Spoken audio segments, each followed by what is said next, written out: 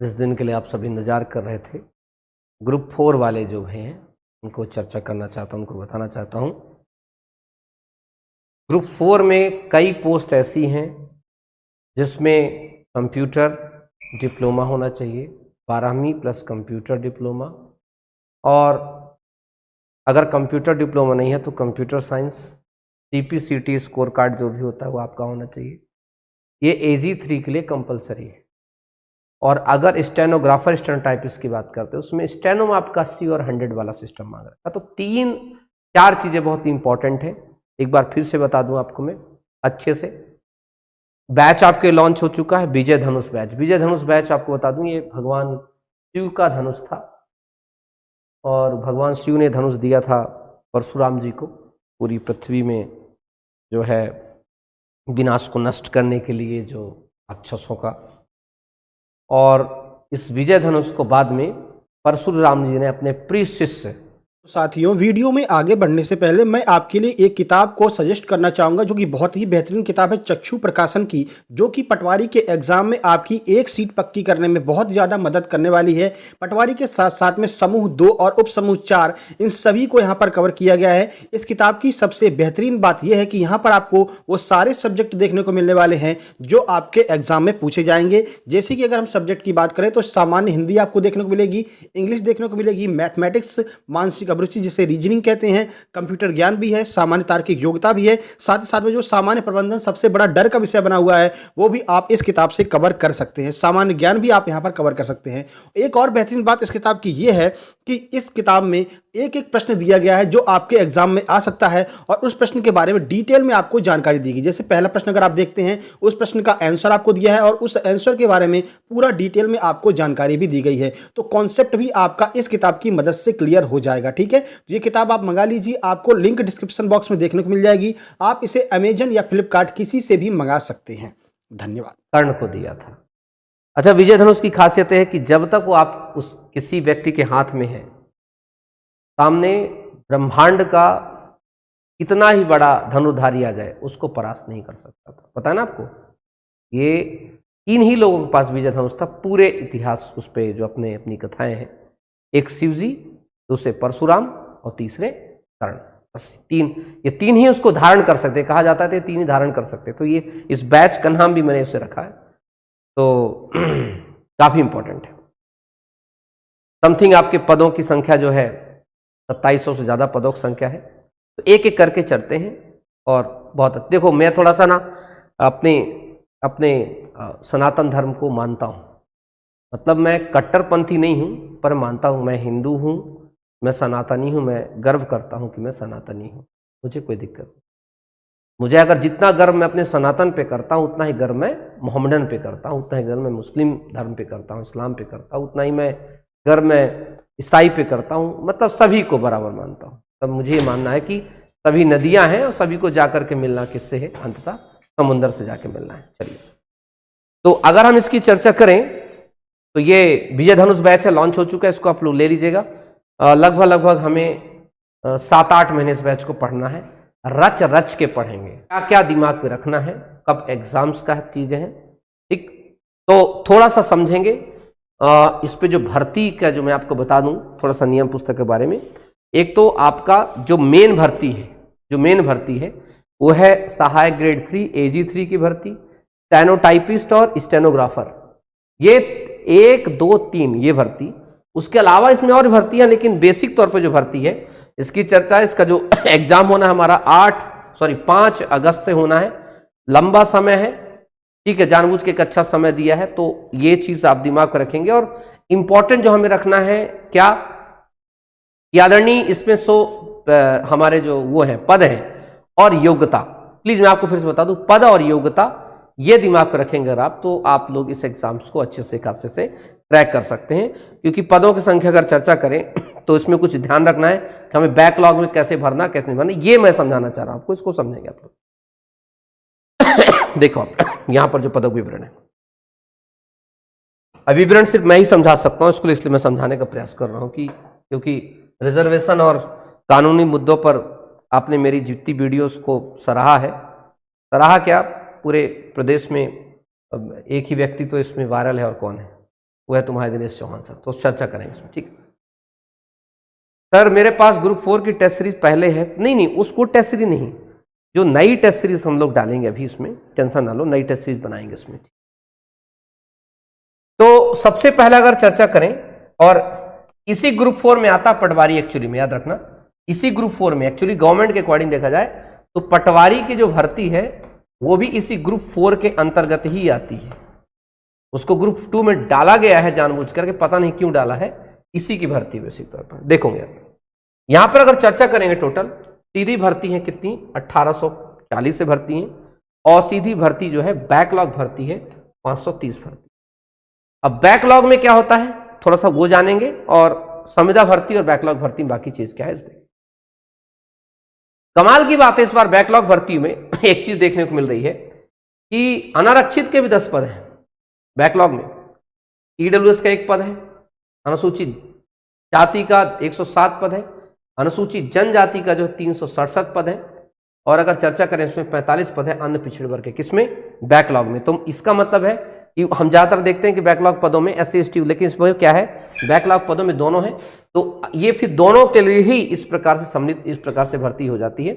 बाकी संविदा भर्ती को समझने का प्रयास करेंगे, क्योंकि ये जो भर्ती आप दोनों भर सकते हैं, कोई दिक्कत नहीं। ये जो संविदा वाली भर्ती बेटा ये उन लोगों के लिए होती है, सुनना फिर से, ये जो संविदा भर्ती होती है समथिंग अगर चर्चा करें 200 से 350 समथिंग, मतलब 300 मान लो, 300 का मान लो 250 समथिंग 250 भर्ती अप्रॉक्स।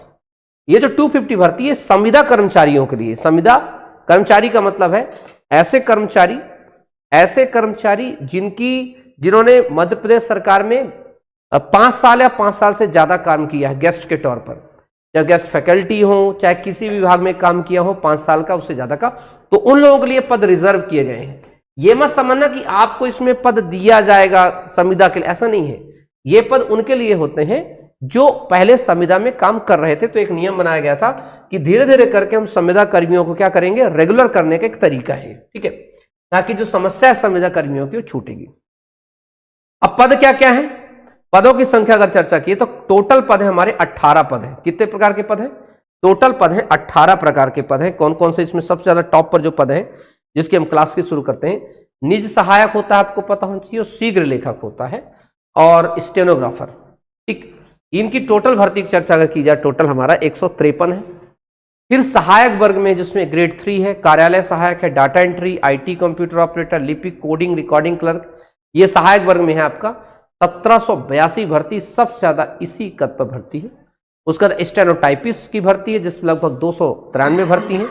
फिर हमारा आउटरीच कार्यकर्ता है जिसकी भर्ती 75 है, उद्यान पर्यवेक्षक है जिसकी भर्ती 7 है, उप स्वच्छता पर्यवेक्षक जिसकी भर्ती 28 है, एनिमल फीडर है, कंपाउंडर की बात करते हैं, फिर ग्रंथपाल निम्न श्रेणी वेतन वाला है 73 है, फिर टेक्नीशियन की बात करते हैं 8 है, प्रयोगशाला सहायक की बात करते हैं 45 है, प्लम्बर 1 है, फिर फायरमैन या लीडिंग फायरमैन की बात करें 114 भर्ती है, सहायक फोटो अधिकारी, फोटो कला शिक्षक की बात करें 10 भर्ती है, बागवानी की बात करें 1 भर्ती है, जो म्यूजियम कीपर की बात करें तो यह 26 भर्ती है, और लेखापाल की भर्ती 16 है, और जो चर्चा है लास्ट में सहायक राजस्व निरीक्षक, इसकी जो भर्ती की अगर चर्चा करें बच्चों तो इसकी टोटल भर्तियों की संख्या अगर देखा जाए तो सीधे ओपनली तरीके से 81 भर्तियों के इसमें पदों की संख्या है। तो कुल हो गए 2716 पदों पे भर्ती होने वाली है। अब सबसे बड़ी समस्या है कि सर हम किसमें फॉर्म भरेंगे, ठीक है, कि हम किसमें फॉर्म भरेंगे और कैसे कर सकते हैं। देखो अभी भी जो बच्चे चाहे तो CPCT कर सकते हैं। आप अभी भी अगर आपका CPCT स्कोर कार्ड नहीं है, मैं आपको तरीका बता रहा हूं, सुनो कैसे। अभी अगर CPCT स्कोर कार्ड नहीं है तो मैं तरीका बता दे रहा हूं, तरीका सुन लो बस, ठीक है। तरीका सुन लो ताकि तुम्हारा काम हो जाएगा, ठीक, घबराओ नहीं, तरीका सुन लो। CPCT के एग्जाम आने वाला कुछ में, अब सुनो इसमें बात। इन्होंने साहब ने फॉर्म भरने का तारीख दी है 6 तारीख से, तो मतलब हम मान के चल रहे हैं इसका फॉर्म भरेगा, अंतिम तिथि हमारी 20/3 तक है, मतलब 20 मार्च तक है। कुल मिलाकर अगर अभी 20 दिसंबर नहीं आया है तो दिसंबर से अगर दिसंबर, जनवरी, फरवरी, मार्च 3 महीने में अगर थोड़ा बहुत अगर आपसे कंप्यूटर थोड़ा बहुत अगर आ रहा है, आप CPCT अगर नहीं भी है तो आप इसकी दक्षता हासिल कर सकते हैं, कोई बड़ी बात नहीं इसमें। कोई बड़ी बात नहीं इसमें, हर 6-6 महीने में पेपर होता है, तो एक बार पेपर हो चुका, दूसरा पेपर आपका हो जाएगा, तो उसमें आप कर सकते हैं, तो ये आप उसमें ले सकते हैं। तब तक आपके पास इसकी क्वालिफिकेशन क्या हो जाएगी। पहली बात, ये काम की बात बताया, फिर ये मत कहना कि सर मुझे बताया नहीं हो, ठीक है, क्योंकि मैं सबको नहीं बताता, कुछ अपने खास लोग होते हैं उन्हीं को बताता हूं, आप लोग चूंकि खास हो इसलिए मैं आपको बता दिया। तो ये चीज है।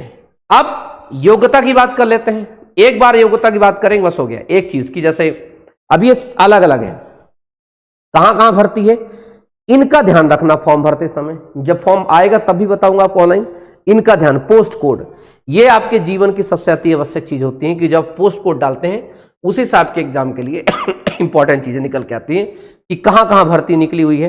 आयुक्त भर्ती करते हैं, इंदौर की है, ग्वालियर की है, इंदौर ग्वालियर भोपाल में है, तो भोपाल लोग अच्छे खासे लोग फॉर्म भर डालते हैं, इसमें चर्चा करें इसमें तो ठीक है।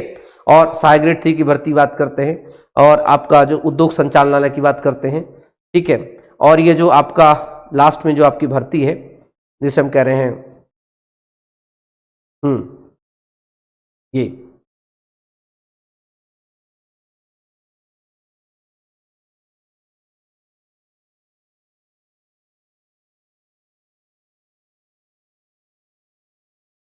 मतलब जितने ही मंत्रालय हैं, जितने विभाग हैं, सभी विभागों में इनकी भर्तियां हैं।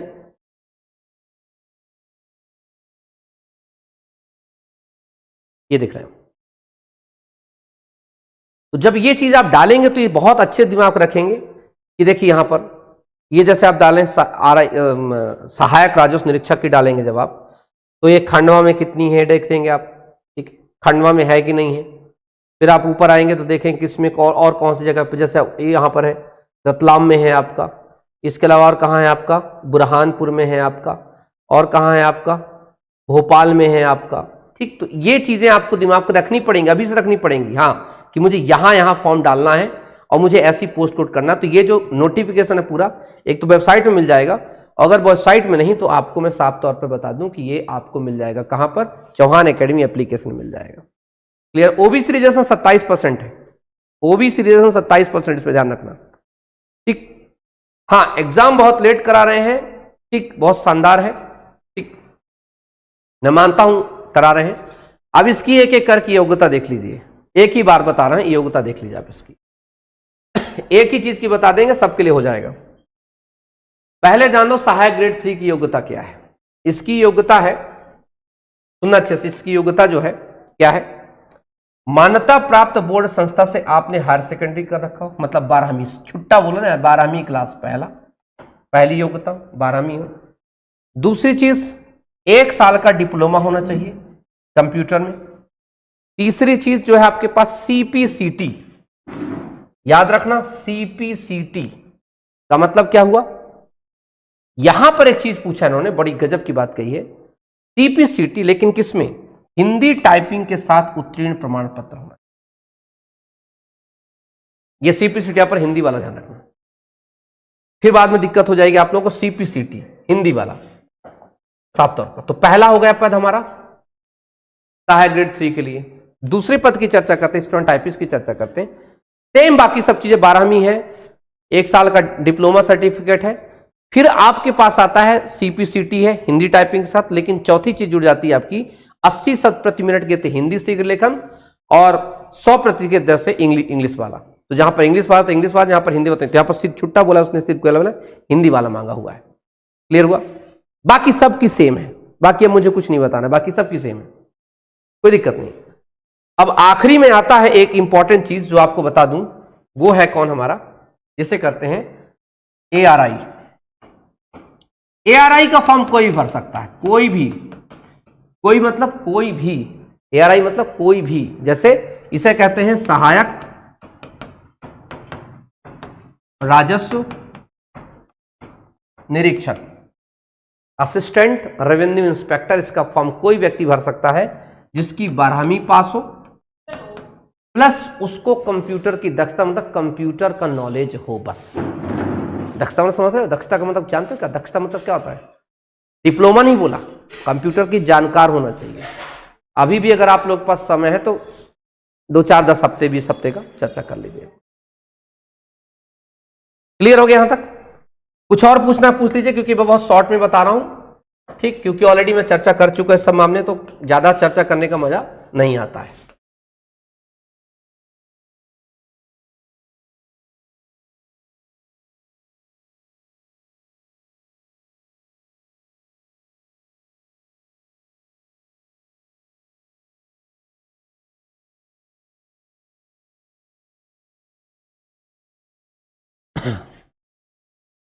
कुछ पूछना भैया? देखो अभी इसके इसी चीज पूछना, बाकी मत पूछना कि इंस्पेक्टर का बारे, तुम लोगों को तो शर्म लाजे नहीं आती तुम लोगों को, ठीक है। जो भर्ती के बारे में बताओ उसकी जगह तुम्हें कांस्टेबल, कहीं कहीं ये तो कहीं वो, अरे कम से कम पहले जो आई उससे संबंधित क्वेश्चन पूछ लो। तुम्हारी भर्ती भी आ जाएगी, कांस्टेबल एसआई जाएगी कहाँ, ठीक है। सरकार मतलब अपने कोंखी में रखेगी क्या? देगा भर्ती, क्यों नहीं देगा भाई, कहाँ रखेगा उस भर्ती को? हजारों बार समझा चुका, लेकिन नहीं। अरे इस भर्ती आई, उसको भरो, फॉर्म तो भरो। अच्छी बात है कि इसमें कुछ ऐसी भर्ती है जो सभी लोग फॉर्म भर सकते हो, तो भरो, क्या दिक्कत आ रही है? दिखा दे रहा हूं आपको मैं कौन कौन सी भर्ती में आप लोग फॉर्म भर सकते हैं आराम से।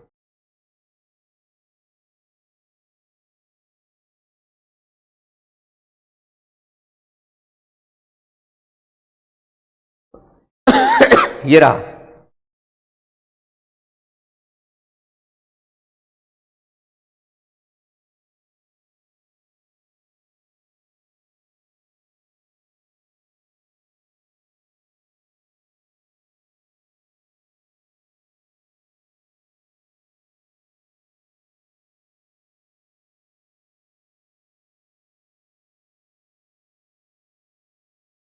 ये तो इतनी ज्यादा इन्होंने अलग अलग पद कर दे, इनको तो इकट्ठा दे देना चाहिए, सबकी सीधी एक बात, भरता रहे बच्चा। लेकिन नहीं तो कुदाना है यहाँ वहाँ यहाँ वहाँ।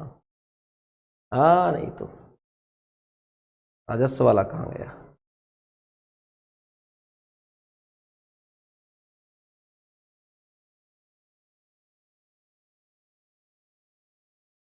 खैर चलो कोई बात नहीं, मैं आपको बता रहा हूं राजस्व विभाग का कोई व्यक्ति फॉर्म भर सकता है। सर हिंदी टाइपिंग और इंग्लिश टाइपिंग दोनों जरूरी नहीं, एक टाइपिंग जरूरी बस। असिस्टेंट रेवेन्यू इंस्पेक्टर पटवारी से बड़ी है क्या? नहीं, पटवारी से बड़ी क्या, इक्विवेलेंट है दोनों। बड़ा क्या, सब एक दूसरे से बराबर ही है।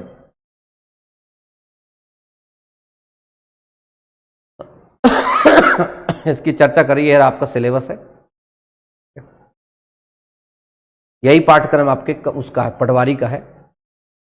एक ही प्रश्न पत्र होगा आपका, लेकिन होशियारी के कारण जो है लोगों ने उसको 2 प्रश्न पत्र बना दिया। आपको एक्चुअली में एग्जाम में आएगा ये, ठीक है। सिलेबस यही है आपका।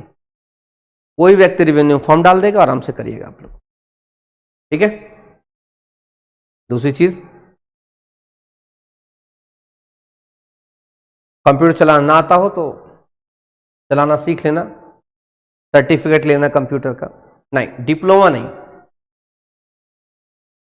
फिर से बता दूं मैं आपको, परीक्षा में एक ही प्रश्न पत्र है, और दरवाजा बंद कर दो भाई थोड़ा सा। ARI के लिए डिप्लोमा नहीं मांगा है, नो डिप्लोमा। सिर्फ पेपर होगा, सामान्य ज्ञान, सामान्य हिंदी, सामान्य अंग्रेजी, सामान्य गणित, सामान्य कंप्यूटर ज्ञान, सामान्य अभिरुचि। वही आपका क्वेश्चन करेगा, 15 से 20 क्वेश्चन के बीच का सिस्टम वेरी करेगा। 15 से 17, 15 से ऐसे करके क्वेश्चन आपके एग्जाम में आएंगे। बिल्कुल एक से अधिक भर सकते हैं आप, सारी की सारी चाहो तो भर सकते हो। पोस्ट कोड प्रेफरेंस देनी पड़ेगी ना आपको फॉर्म भरते समय, तो पोस्ट कोड याद रखना। जैसे किसी को ARI भरना, सबसे नीचे वाली पोस्ट में पहुंच जाए वो सीधे 172, 170 ऐसे करके पोस्ट कोड करिए आप लोग। पोस्ट कोड का ध्यान रखना आप लोग, इंपॉर्टेंट है, ठीक। CPCT तमाम चीजें कब चाहिए होगा आपको पता अच्छे से, कब चाहिए? मार्च में चाहिए, मार्च 2023 में चाहिए, तब तक आप लोग कर लोगे चाहो तो,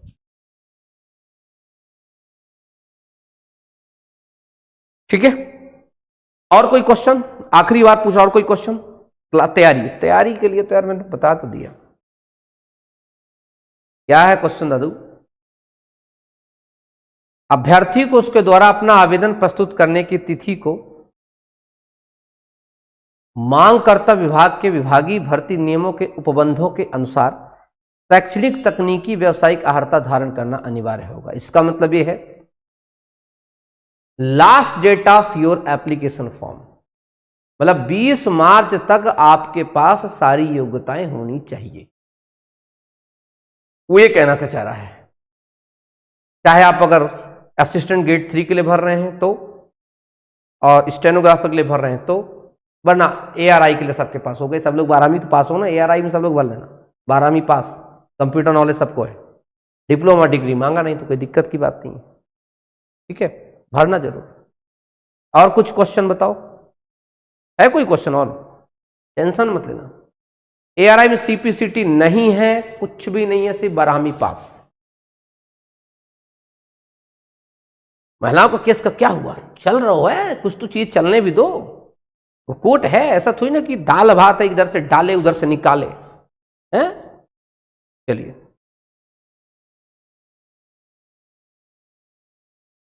हाँ, अपनी क्लास का टाइम हो गया, मैनेजमेंट की क्लास का टाइम हो गया। ठीक करें बच्चे, ठीक, चलते हैं। ठीक है, थैंक यू सो मच, अपना ध्यान रखिएगा आप लोग, और बाकी चीज आती रहेंगी, बताता रहूंगा।